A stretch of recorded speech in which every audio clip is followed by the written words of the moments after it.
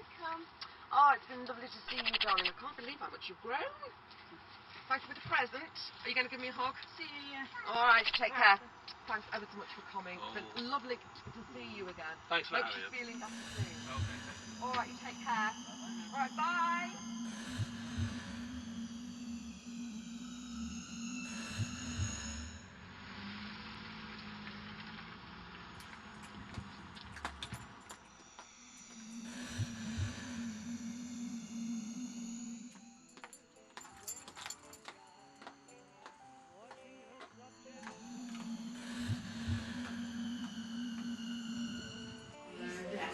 Really well today. It's nice to see him enjoying himself.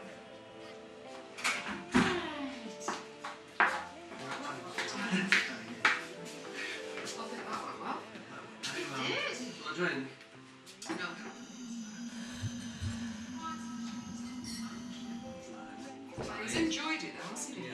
We all seem to have enjoyed it, which is good. Cheese.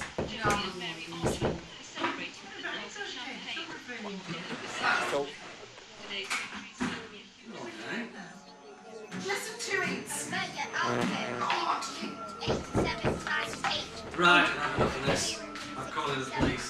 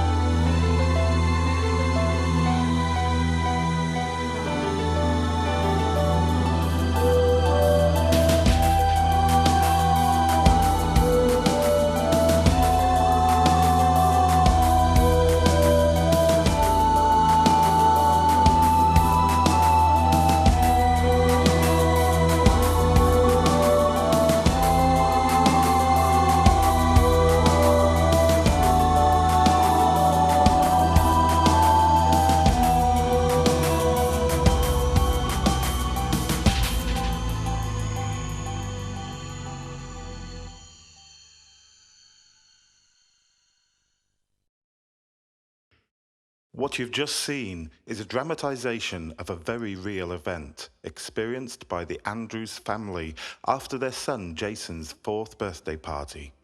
I travelled to their family home to meet them and ask Anne and Jason about the strange and often frightening occurrences that have haunted their lives.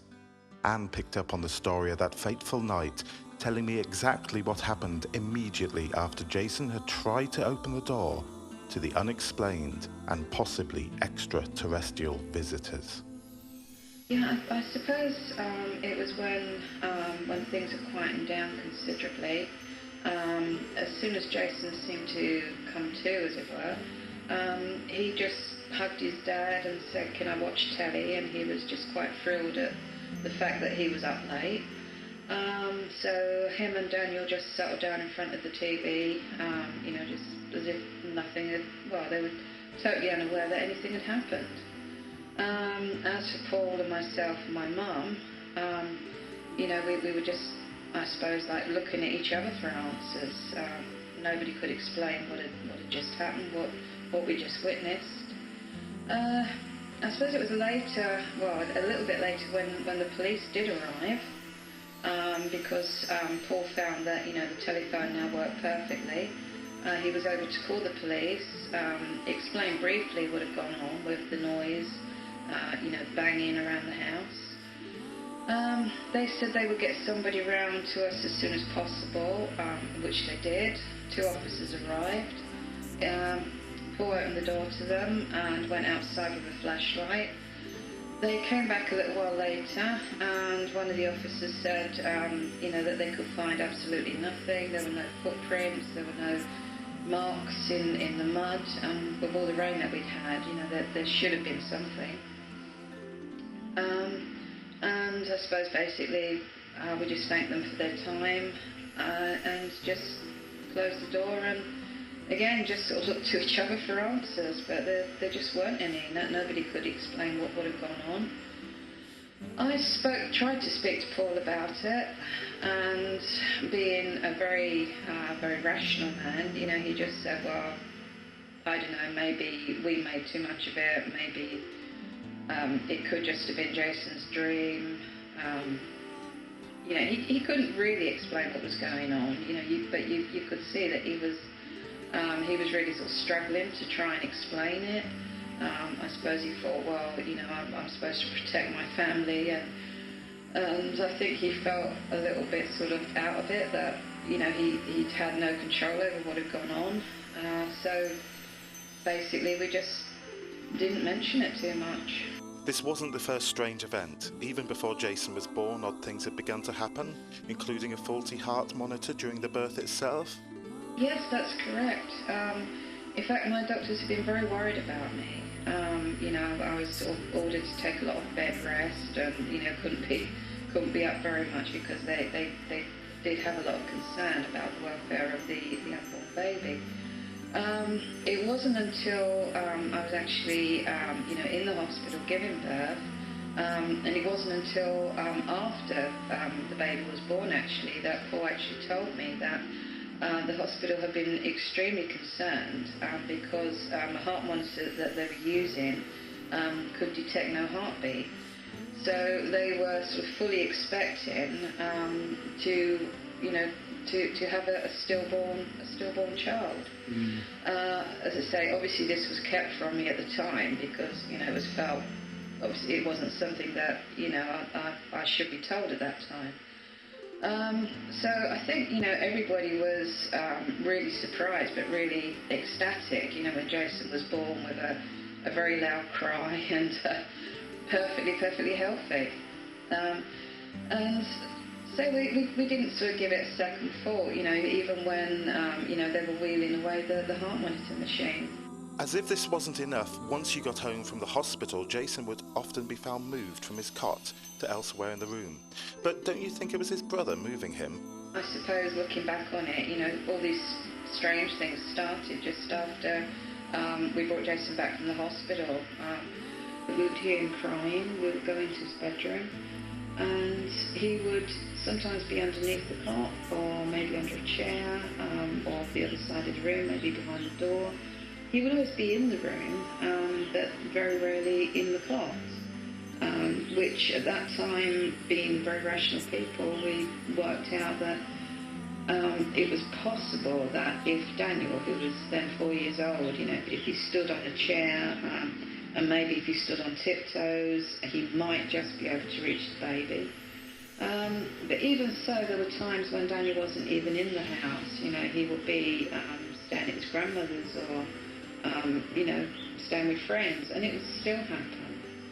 So, but I suppose even with those sort of things happening, we still put it down to, well, it has to be because, any other explanation is just unthinkable. You also mentioned in your book that furniture would be moved during the night and strange lights would be seen in the house. What did you first put that down to? We would be in our bed at night, and then you would hear, as you say, furniture being dragged around downstairs, or vice versa. If you were downstairs, you would hear it happening upstairs. To be honest, we put it down to poltergeist activity at first, because the house we lived in was well over 100 years old.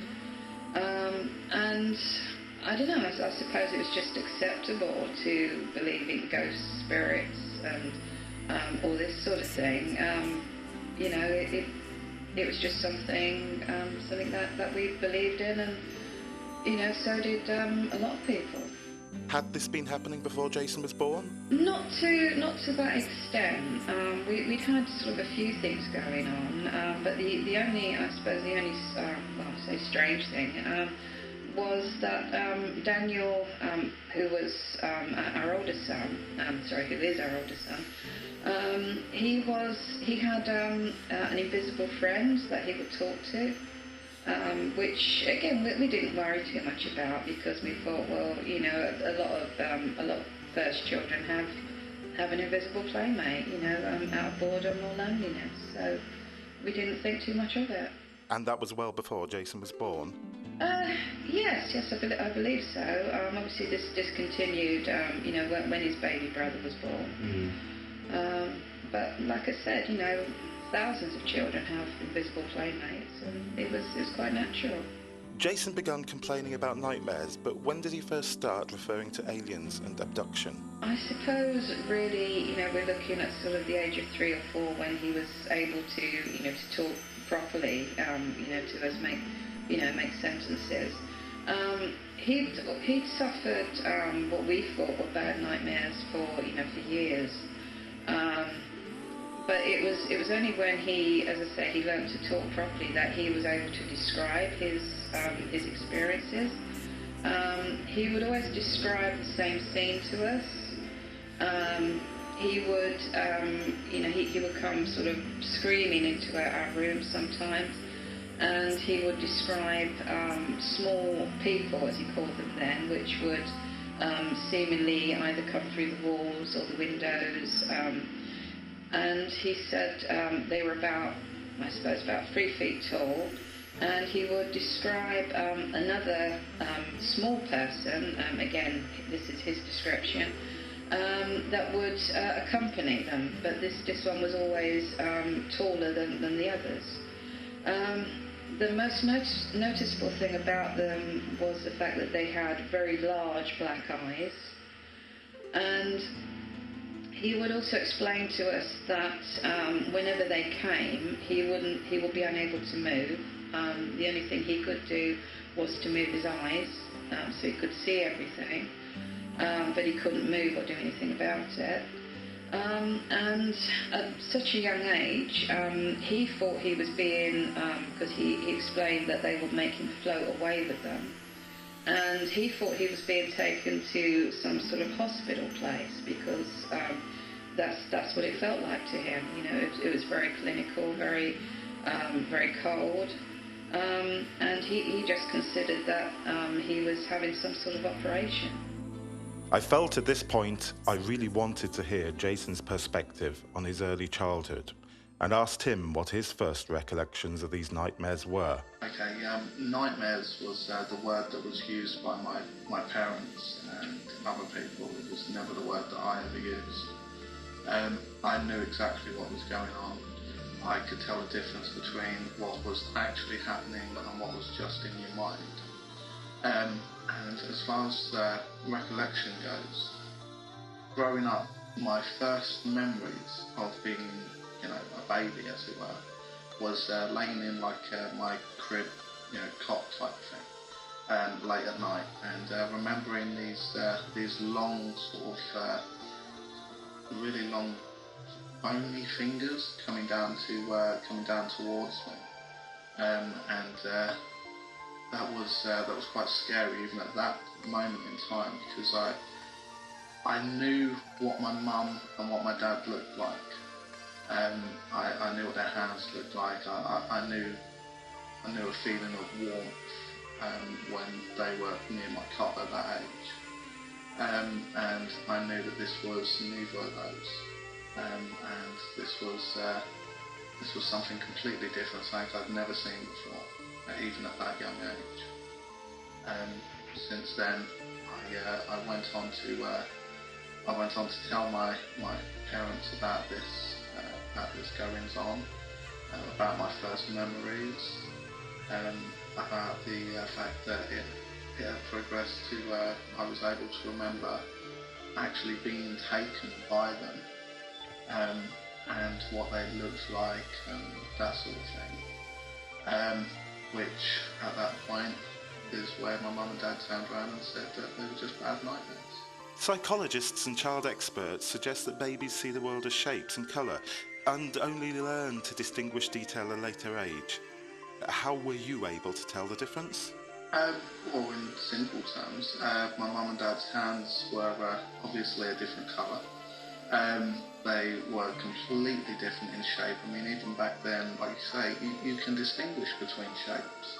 And obviously you can distinguish between really long, bony, different coloured fingers to your mum and dad's warm, pink hands coming down to pick you up.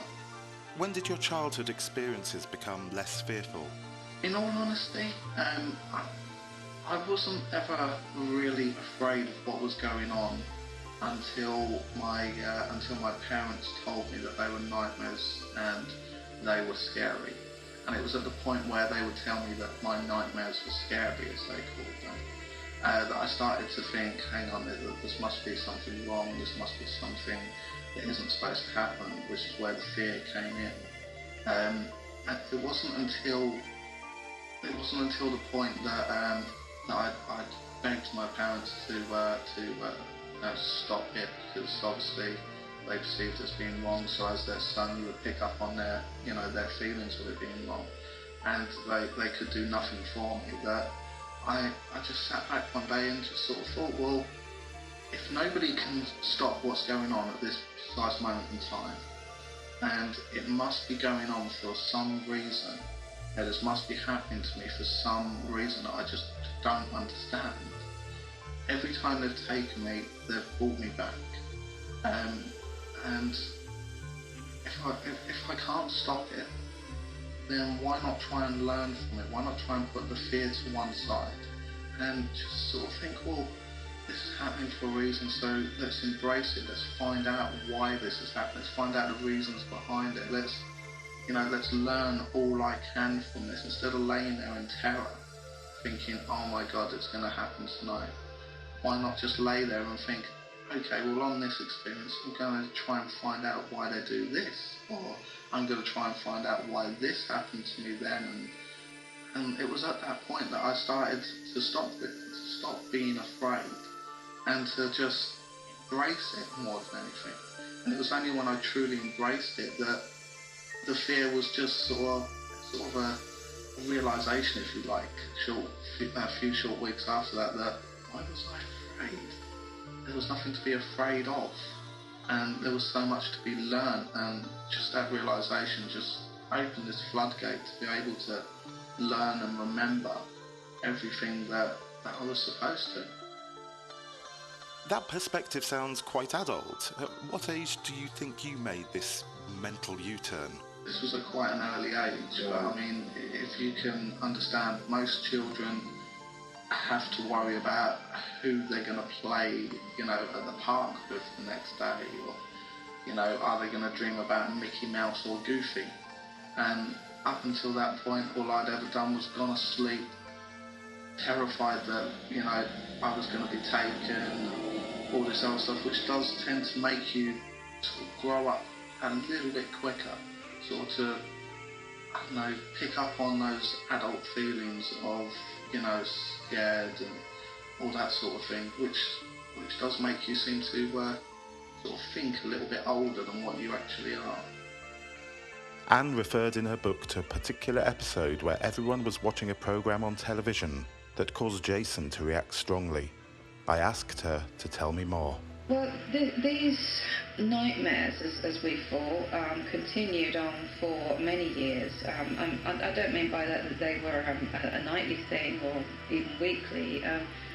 Sometimes he would have 2 or 3 of these in a week, and then there would be nothing for months. But they would always start up again. We always had the I suppose you call it the paranormal stuff going on in the house, things moving, things going missing, things switching themselves on and off, this sort of thing.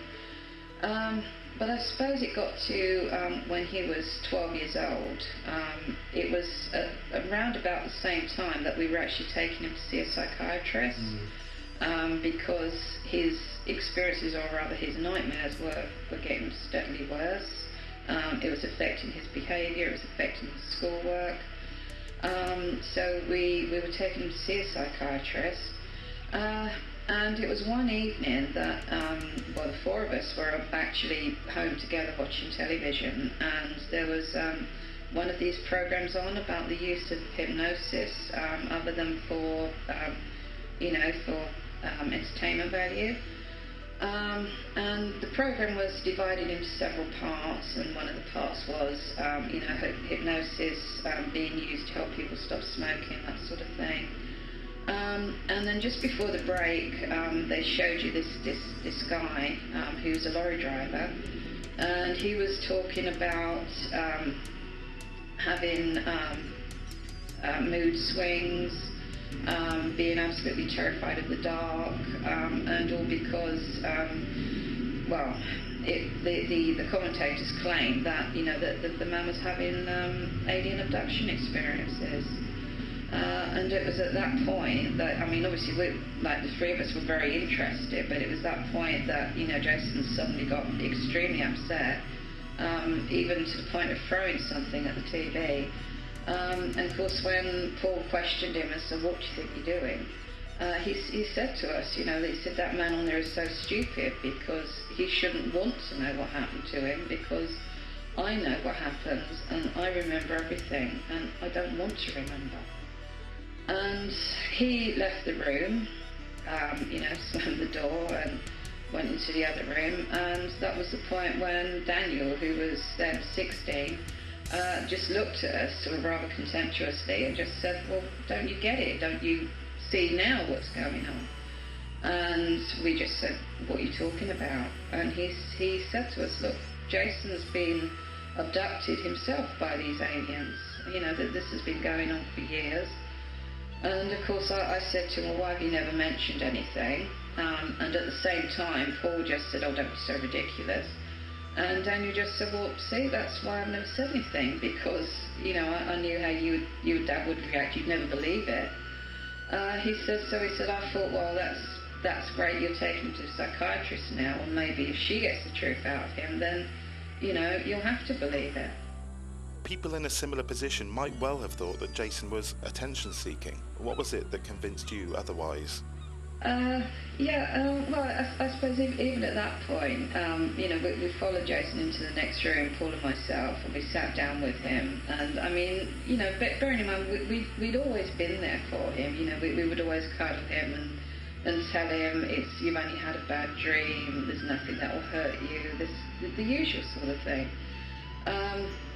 But, we sat down with him this time and we said to him, right, we really want to understand, and we got him to tell us, go through it all again, and he described everything. And, bearing in mind that his story had never changed since he was able to talk, it had always been the same thing. And we said to him at the end of it, look, we believe you, we're going to help you, we're going to look into this, we're going to find out about this.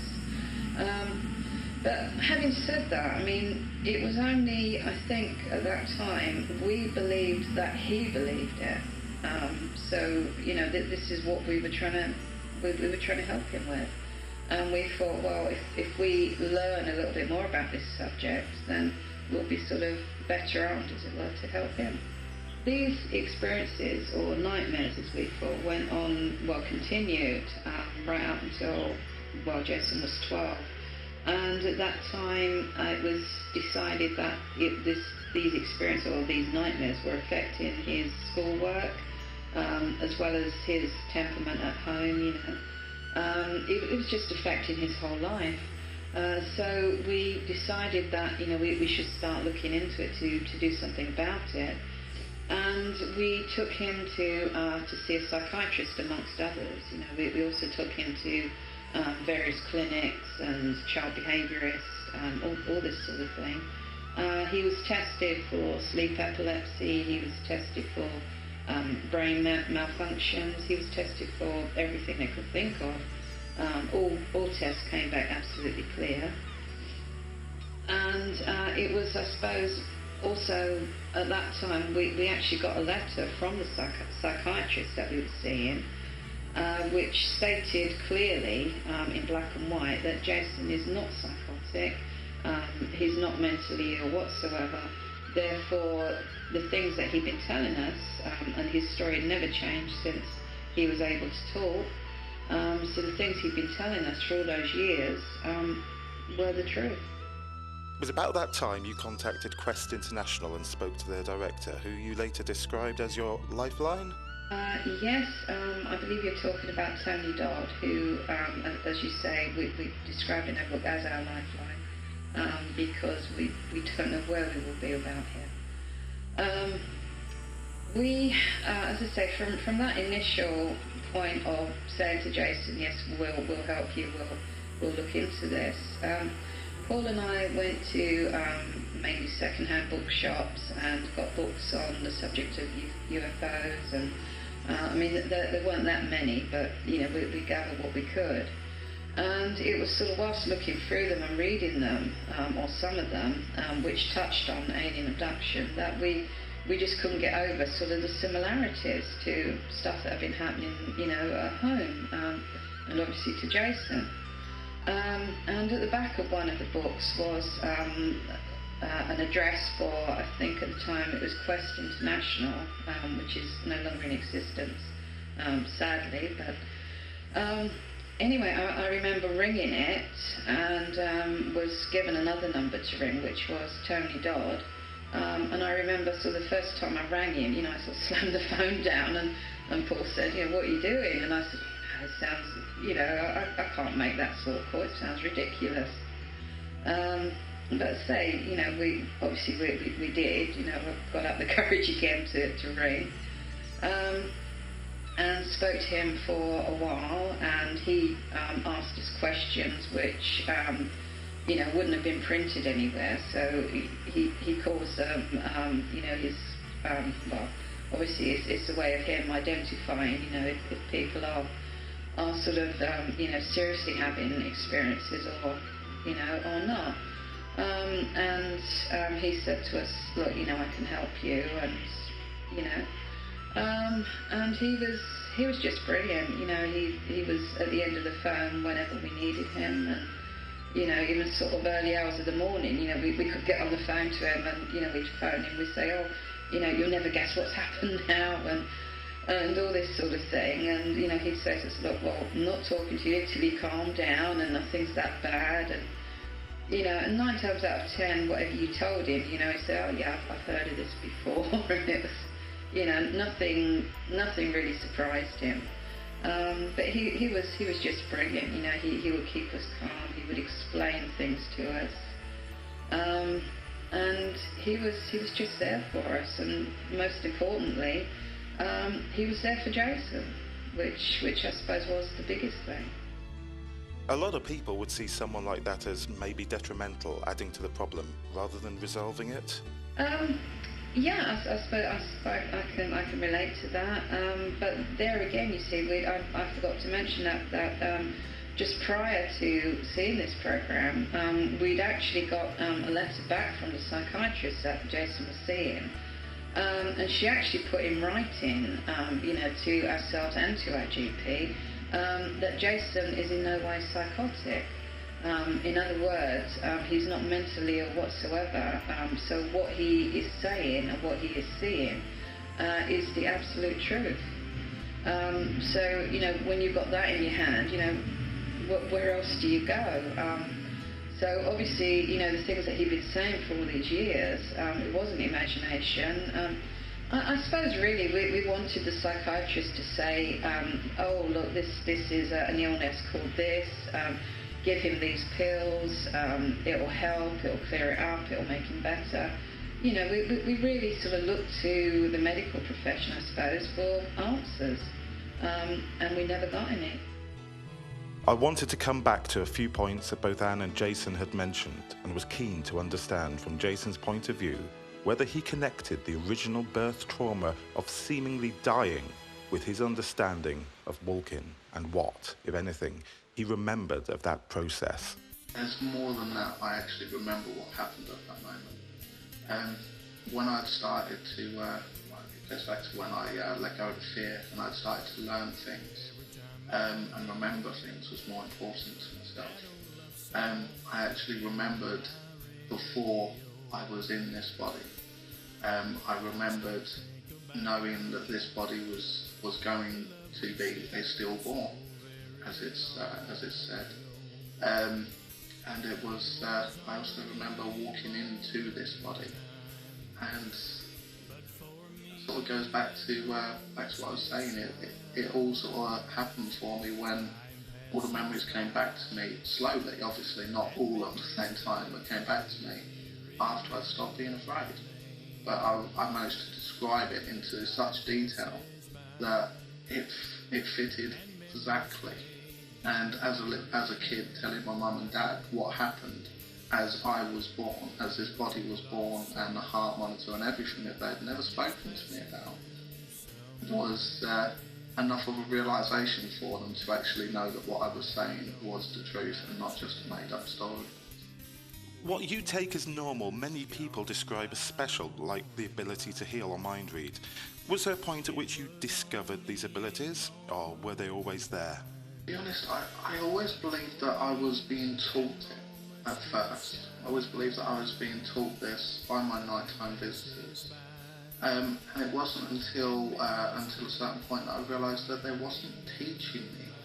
They was helping me to remember something that I had forgotten before. And to say that there's something special is, I don't know, see, I perceive them as being a gift, but I perceive it as being a gift that we all have inside ourselves. I consider myself no more special than any other person, any other being, anything that lives, I believe, is just as equal. But I just believe that the abilities that I use, the abilities that I have found to use inside myself, especially the ability to heal and to teach others to heal themselves and others, I find that just to be, I don't know what word to use, but I don't know, perfection. You know, the feeling of being able to bring something into this world from inside yourself and teach it to others is the best feeling in the world. How have these experiences affected you? Okay, well, as you've already spent most of the day with me, you know that I can be just a normal, everyday person, you know, love my cars, you know, love my family and everything, and on the other side, when I need to be, I can be someone that is there for all around me. I like something that someone once put it into perspective, was being a part of two worlds but belonging to neither. Walk of the two in the world. As it were. Kind of phrase that people use. Can't ever belong to either one fully, which is okay with me. How do you see your life before walking into this body?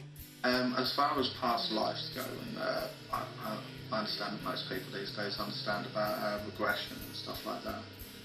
Well, it's slightly different for me. I can't only just remember my past life, but I can remember every single life that I have ever lived in any form at all, including just energy form, back to the beginning, back to when I began. And before I walked into this body, I just remember being a part of the universe in every way, which is how I feel now. It's just being connected, being able to see without eyes, being able to think without a mind, being able to feel everything and anything around you, whether it be good or bad, didn't matter. I could feel that as I joined into this body, and I've managed to reconnect with that. Do you perceive that everyone is a walk-in or star child, or do they have previous lives in the concept of reincarnation, for example? For people to understand any of what I'm about, any of what I'm going to say, They need to understand that names don't exist most other places. Giving things titles and saying they're star children, they're walk-ins, they're abductees, they're so-called normal people. Those names don't mean anything. Every single energy out there is individual, and that's what people need to realise. We are all a part of the one, but we are all one of the whole part. I had talked with both Anne and Jason about his early childhood experiences, but whilst living at Hawk Nest, there were a lot of other things going on. For example, the family felt as though they were continuously being watched. Yes, yeah. We got that feeling quite a bit, and that was sort of borne out on more than a couple of occasions. There was one time when Paul and I were actually working on repairing the fences, because just beyond the field was quite thick woodland, and we actually heard somebody sneezing, which sounds stupid, I know, but we actually heard somebody sneeze, and they could only have been sort of, a dozen or so feet away. So obviously there was somebody in there watching us, seeing what we were doing. On another occasion, we drove up to the farm, and there were two people standing in the middle of the wheat field, which looked very odd because it was a very windy, very wet day. It was pouring with rain, and whilst we were actually working in the field, you could still see them standing in the middle of the field, which obviously was a daft place to be considering the weather conditions. And Paul said, he said, I'm not having this, they're obviously there to watch us, and he went back out through the gate to go up and challenge them. And seeing him approach, they just turned very slowly and walked off into the woods. But, there were several occasions like that, where we know that we were being watched. The farm was very close to Merryworth military base. Do you feel that played a contributory part to your experiences while living there? I feel, I suppose sort of looking back on it, I can see now, or I feel very strongly now that the military base being there had something to do with us being there. Whatever was going on there, I think it was clear that, we weren't supposed to be anywhere near it. We weren't supposed to be there, whether it was because of, in case we saw something that we weren't supposed to see, or I don't know, but yeah, I do feel strongly that there was a connection. I also asked Jason if he felt the proximity of Merryworth Military Air Base to Hawk Nest Farm had any part to play in his experiences there. Well, I know that it definitely came to the attention of the military base that was right next door to us. I mean, if you can understand, there was crafts over our land all the time, especially when I was being taken. And this obviously came to the attention of the very nearby base. But as far as it playing a part in it, no, I don't believe it does. I don't believe it ever did. I mean, as far as the military connection goes, it's not really something that I think of. It's not really a part of my life. There's nothing good that I can take from that. So I just leave it where it started. Merryworth Military Base started life as a concentration camp in the Second World War. Since then, it has simply been listed as a training camp, and yet the stories surrounding it are more akin to the X-Files, with alleged sightings of everything from strange helicopters to men in black, which I asked Anne to tell me about. The time that we were there, I mean, you would see these enormous helicopters. I think they're called Chinooks, the great big ones. They would sort of hover over, over the trees, as I say, in the nearby woods. And then they would just sort of suddenly come down, and you'd think, well, where's it going to go with all the woodland and this sort of thing? But there again, we had lots of friends up there because being woodland, a lot of people used it to ride their horses. And on a few occasions, we got friendly with a lot of the horse riders, and people would say to us, well, it's a strange thing, but we were riding through this part or that part, and, we suddenly heard this helicopter, and when it came down, something seemed to open, and it just disappeared sort of into the ground and this sort of thing. So, I do believe that a lot of that sort of thing was going on. And there were also some secret tunnels that came to light on the land near your farm? Well, we didn't discover any of this until a few years ago, in fact, because although we live up here in Lincolnshire now, unfortunately there's not the work here. So we found that Paul had to go back to Kent to work for like 4 days a week to earn the money. So he was actually working in the Kent area, working around Merryworth, and he went to drive, because he's a taxi driver, or he was down there, and he went to take a shortcut down Merryworth, down the lane that passes the base, and it was all cordoned off, and there were military personnel on the barricades. So, he was just directed to go the longer way around, which he did, and then when he got back to his office, he just mentioned it in passing to one of the other drivers, and the other driver explained to him that early that morning he'd been asked to pick up 2 surveyors, or obviously he learnt that they were surveyors, and take them to Merryworth, which he did. And he said at that time, or that early hour, he said the barricade was manned by fire brigade personnel, so they were let straight through because they were expected. And he said he was absolutely stunned to see this enormous hole, which was about 30-40 feet across the road. And he said he let his passengers out, and he was asked to wait for them. And he said when they came back to the car, got in the car to be driven home, he said they were so excited about having been sent down this hole, obviously to see the extent of the damage. And he said they were both talking about they'd seen these tunnels and lights and all sorts of things at the bottom of this very deep hole. He said that the driver said then these surveyors were summoned by some military people that had just turned up. He said, and they were taken away for a little while. He said when they came back and got in the car, he said their mood was very different. He said they were very frightened, they were very quiet. He said, and of course the driver was trying to ask them more questions about what they'd seen, and they just very sullenly said, we can't talk about it. So yeah, that was the extent of, that this is how we know that there are things going on underneath the facade of the base. Research shows that lines of geodetic energy known as ley lines can have strange psychological and physiological effects on people living near them. Was this theory put to you or examined at any point? Nobody, because at that time we didn't know anything about anything.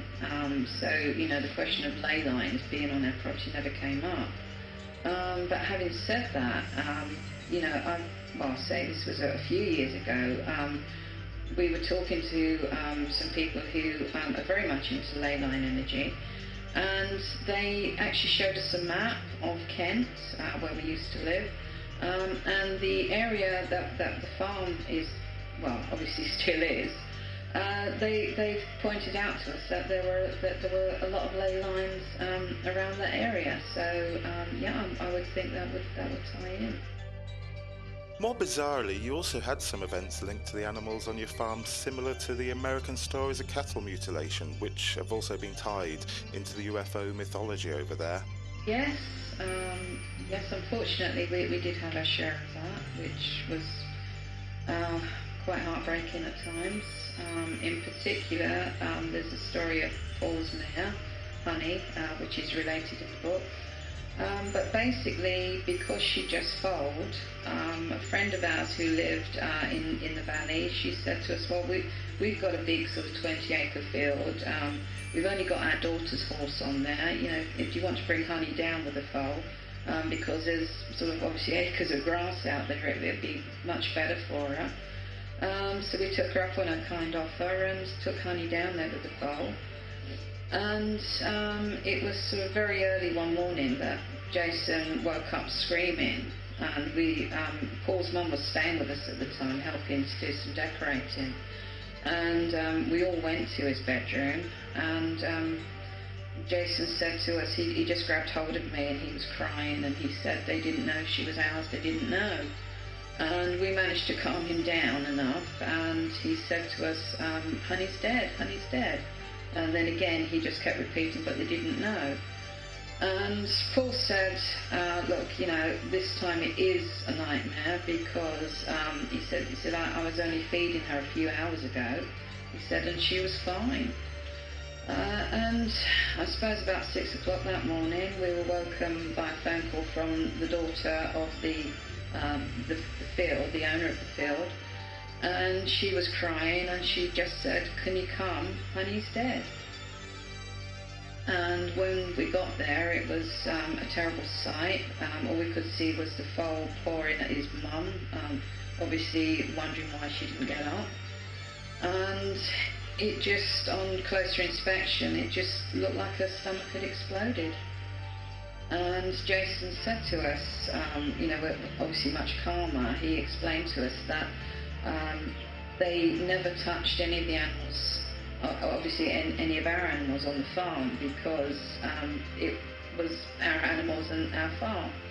He said, but because Honey wasn't on the farm, they didn't realise that, you know, she belonged to us. So that was the explanation for that. But like I said, it was just, you know, so some of this stuff is just so heartbreaking. With all these strange events adding up to what was sounding more and more like that episode of The X-Files, I really wanted Jason to describe the various alien beings that he had met and what he felt their agenda was, and possibly most importantly, his part in it. Okay, now this is where it gets tricky. Now for most people, they tend to focus in on a couple or maybe even a handful of different beings out there, and you know, they go to the office once they get like the Greys and, you know, the reptilians and stuff like that, and they say, oh, we know their agenda. Unfortunately, that just isn't the case. To put it simply, I mean, there's so many different races out there that look just like the Greys. So many different races out there that look very similar to the reptilians. And to say that one complete species only has this agenda is madness. It's like to come down, you know, it's like for them to come down to this planet and to turn around and go, well, we saw a human being shooting another human being, so they must all be, you know, these really nasty beings. That's their agenda, to kill each other. But it's strictly not the case, because with them is the same as with us. If you can understand that we have different agendas individually and as a collective, it's exactly the same for them. And as far as my part with any agenda, the only agendas that I ever play into is those to be able to benefit both mankind and other beings throughout the universe. You regularly wake with scars and marks on your body. What's your take? Well, obviously, before, when I was still scared, didn't know what was going on before I'd embraced it, I was just terrified, thinking I'm waking up with these different lumps that have done different things to me. I remember being awake whilst they were doing some of the stuff to me. I didn't know why. And obviously afterwards, when I had accepted what was going on and started to learn from it, I found out that they wasn't doing these things just to, you know, just to have fun or anything like that. They were doing these things to enhance my body, to be able to, for my body to be able to do the work that I have to do, which does put a lot of strain on a normal human body. As far as implants are concerned, most people say that they want rid of their implants and they're for tracking them. For me, anyway, it is not true in any way, shape or form. There's no way that I would ever get rid of any of my implants. They make me better, they make me feel good, they give me energy when I'm low, they stop me from getting ill as much as normal people, well, as normal as you can get. And yeah, I mean, a lot of people are scared of implants and operations being done on them by certain beings because they don't understand what's going on. And I think that's probably the biggest thing to get across here. I mean, most people, if they were honest with themselves, would say that they're really only scared because they don't understand it. And it's once you understand it and you accept it that you stop being afraid. What implants have you got and why? I've got over 50 implants in my body. As I've said, they all do a different job, but their main job is just to make sure that my body keeps running properly, my body is healthy. They're not there as like a small tracking device or anything like that. They are literally put into my body to be able to help my body function better. And to say where they are in my body, everywhere. Why aren't other abductees made aware of the reason for their experiences and left in fear? Well, first of all, you'll find that the people that are still in the position that I was in of being scared will call themselves abductees, basically being taken without their permission. But you will actually find that a lot of people that are like me that have embraced their experiences would find it quite insulting to be referred to as abductees. It comes down to that whole fear thing being gone again. Once you're not afraid of it, you embrace it and it starts to become part of your life. And it's just more of an experience, so, you know, experiences or something like that. And as far as more people are having experiences with these particular beings, the more the merrier. I mean, it's waking people up inside themselves. Once, I can't emphasise it enough, once people have started to get over the fear factor of what's going on to them, the things that you start to remember inside yourselves are just great. They are brilliant.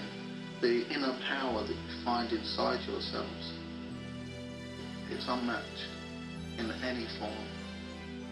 Do you feel there are particular techniques for embracing this fear? No. I'd say it's different for every person.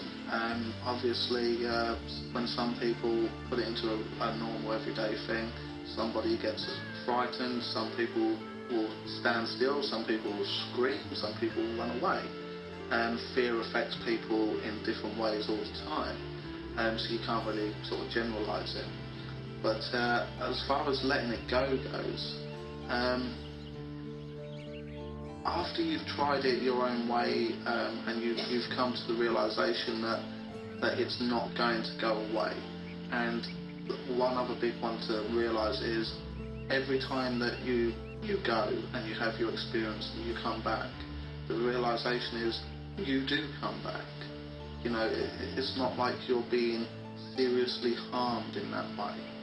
And like I say, this is not to go out to every experiencer, because as I've explained, there's different beings that visit this place, different agendas with most of them, and I'm sure there are some experiencers out there that are still afraid because they know that there is something to be afraid of. You do get a lot of cases with a certain type, and I'd like to emphasise that it is only a certain type of reptilians that do come down and take people, and the experiments that are done to them and stuff like this is not in a good way, but they can't confuse that with all of them, which once again goes back to what I said about people can't be generalised. You can't ever generalise any species, but once you come to realise that you come back and you're not really being hurt, and try and learn from it as much as you can, then you'll find that you don't have to find a way around it. You don't have to find techniques to take it away. Because once you're at that point, you don't have that fear anymore. In the end, Anne and her family felt they were forced off their land by both the events, but more so the actions of the Ministry of Defence. Many people could come to the conclusion that these strange events were linked in to the military experimenting with advanced and maybe even back-engineered alien technology, amongst other things. On the other hand, the MOD are perfectly within their right to reclaim land that belongs to them and force an eviction, particularly if they have something to hide. You'd think that moving home would have solved their problems, but the story doesn't stop there. The animal mutilation continued. Strange people in ritualistic type robes visited their new house, and of course their story sparked off a lot of press interest. I asked Anne if she felt there was a reason for all these events, or maybe a message that she could pass on to other people. I suppose the ultimate message would be that it's very much an ongoing situation. I can't see it ever changing.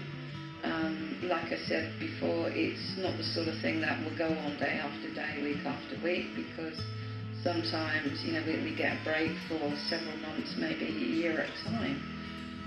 But having said that, it's very easy to sort of, be complacent and think, oh, this is great, everything's finished now, whatever's been going on is finished with us. But we always get a shock because it hasn't.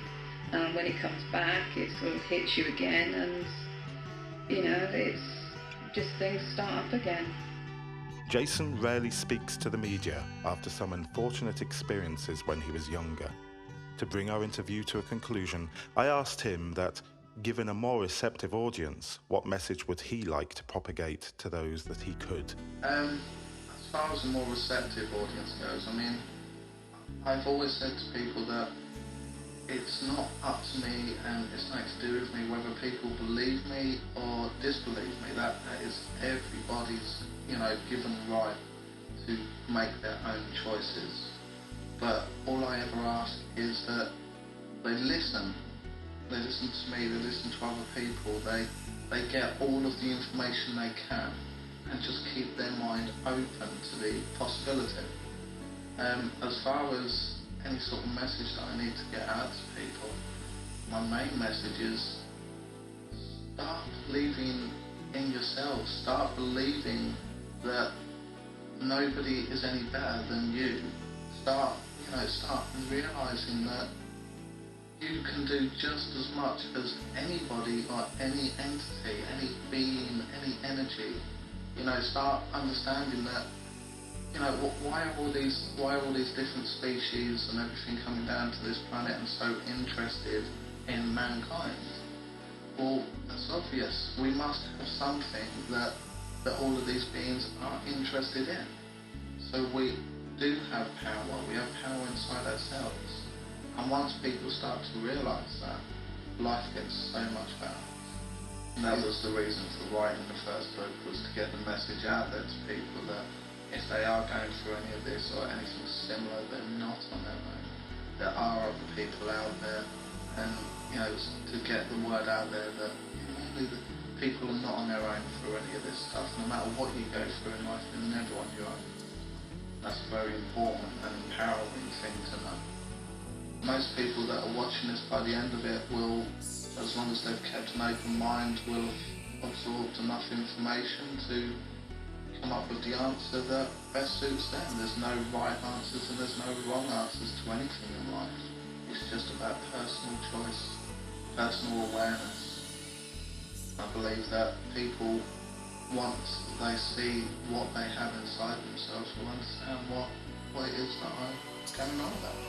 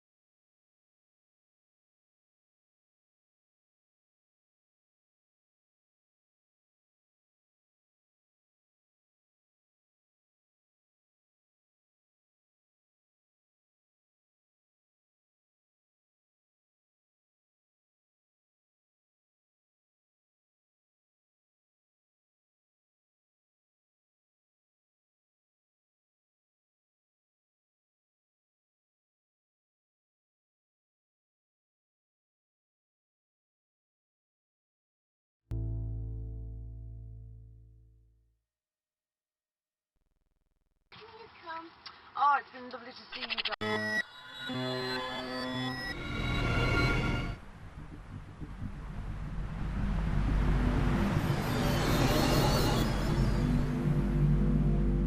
I'm Dr. Roger Lear, and I've been doing research in the alien abduction phenomena. Myself and my surgical team has performed 10 surgeries for removal of objects from individuals who allege alien abduction. I saw this light, and this was less than 100 feet away. There was no mistaking anything, you know. A blast of energy came out of the bottom of this craft and hit me. But when I finally got where I could clear my eyes and clear my vision and see is when I saw these creatures standing over me, and I just flipped out. And some years later, I just happened to meet someone in a little cafe in Sedona, Arizona, that had the transcripts of Meyer's conversations with these alleged extraterrestrials, and that basically triggered this whole process of investigating, researching, and ultimately being able to represent the case. You know, maybe if we take mythology, archaeology, and these holy books, maybe they all come down to one source. And maybe the stories that we hear have some clue to who we are and who are we and what's happening here.